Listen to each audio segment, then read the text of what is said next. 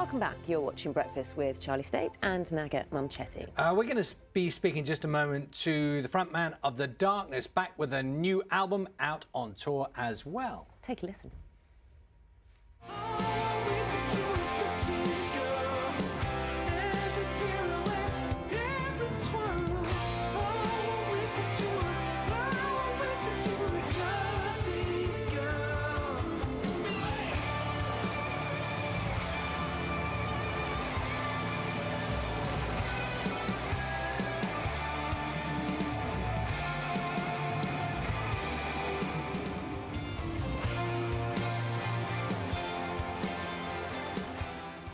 Delighted to say we can speak to Justin right now. Good morning, Justin.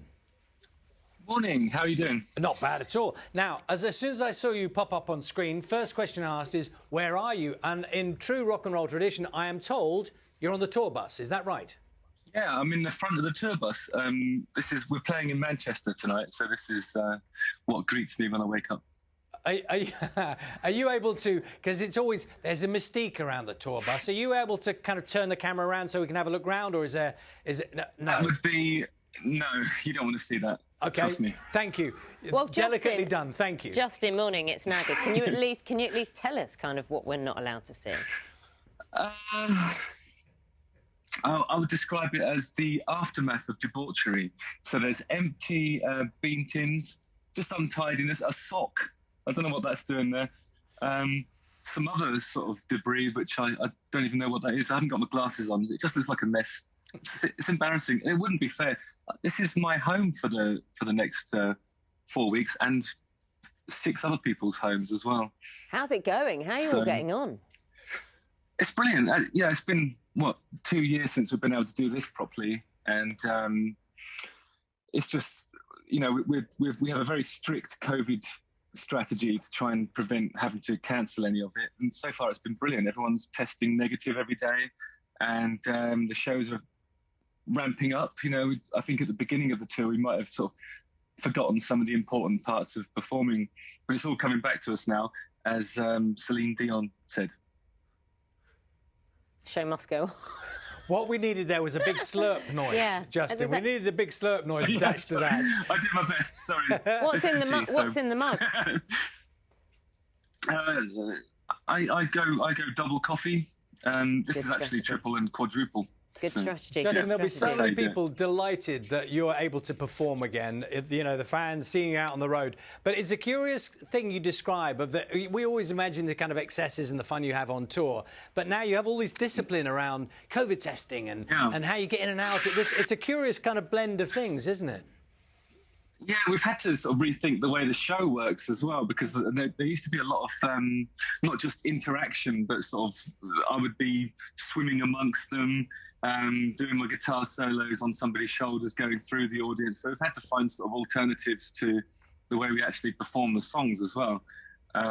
It is different, but in a way, it's kind of it's magical, because it seems like the audiences that we're playing to realise that this might be the last opportunity to have some fun with the how do you pronounce that thing again? Omicron. Cron.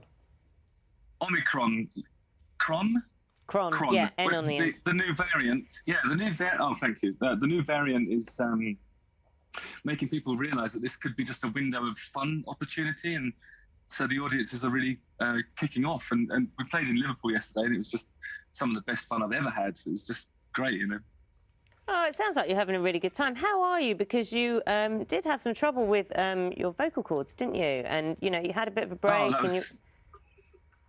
Yeah, I had a. How did you know about that? Actually, I thought good that was the best researchers. kept secret. Good researchers. Wow, they are good.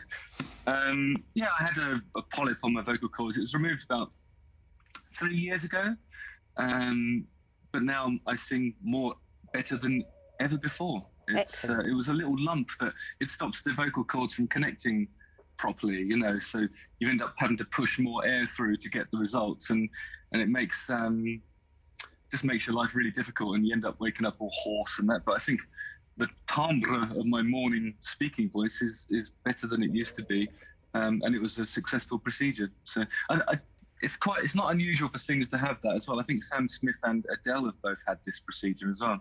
Justin, on that theme, I'm always intrigued by warm-ups that people do before they go on stage, and yours is a very, very distinctive voice. Do you have a kind of routine you do, just before you go on stage? Yeah, just before I go on stage, I slap myself in the face as hard as possible, so just to get the blood running, So you'll often see that from here down, it looks a bit red. I actually have a special tube that I hum into as well through water. It's quite an involved procedure. There's a lot of props and accoutrements that you need to have on the road with you. But it's all worth it when they hear the golden voice. Is everything you just told us then true? I was trying to work out, is that all true, all the things you do? You slap yourself across the face? Give myself a good... Yeah, it has a double advantage. It reminds me of my childhood, so then I managed to crawl into that sort of... Oh, dear. It gets the blood rushing, yeah, it's part of it. But the main thing is the tube, to be honest. That's something I learned from the Zurich Opera House when I had to go there for my aftercare after my procedure, and I've been attending there regularly ever since to try and keep my voice on the road. And do you know what? You sound very chirpy and very upbeat, which is great for, a rock star first thing in the morning. Yeah, there you go, with the triple coffee. Shall we talk about Motorheart? Because you said you actually didn't want to be whiny. So you wanted it to be an upbeat album. Yeah, I think there was a lot of creativity that happened in COVID, which you'd expect, really. I think when people are sort of restricted and forced to rethink the way they exist, and I think some of those sort of attitudes and the experience of the lockdown and the pandemic probably bled into a lot of people's music, and we didn't want that to happen to us, because I don't think it's the Darkness's job to complain in song. We kind of did that on the last album, which was before the pandemic, and we had an album that was called Easter is Cancelled, and then Easter was cancelled twice. So we didn't want to do that again. We'd sort of covered it, really. We'd made our sort of quasi-political